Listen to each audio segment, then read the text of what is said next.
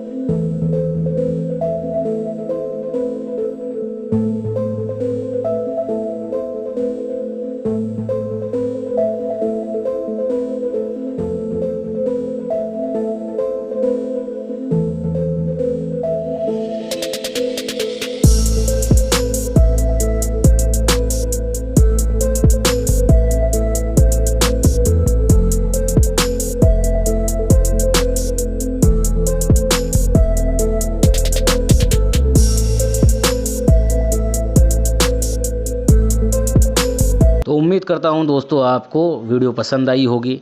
Channel को subscribe कर लें, अपनी दुआओं से नवाजते रहें। आने वाली वीडियोस की भी अपडेट आपको मिल जाएगी अगर आप चैनल को सब्सक्राइब करे रहेंगे। किसी टॉपिक पर अगर आपको वीडियो चाहिए तो कमेंट बॉक्स में आएँ और बताएं कि आपको किस टॉपिक पर वीडियो चाहिए, उस टॉपिक पर भी वीडियो बना दी जाएगी। कोई भी समस्या कोई भी परेशानी हो तो आप कमेंट में आकर पूछ सकते हैं। बेझिझक अपने सवालात इस पर डालिए, इंशाल्लाह पूरी कोशिश की जाएगी उसके जवाब देने के लिए। दुआओं में याद रखें। अल्लाह हाफिज़, जय हिंद।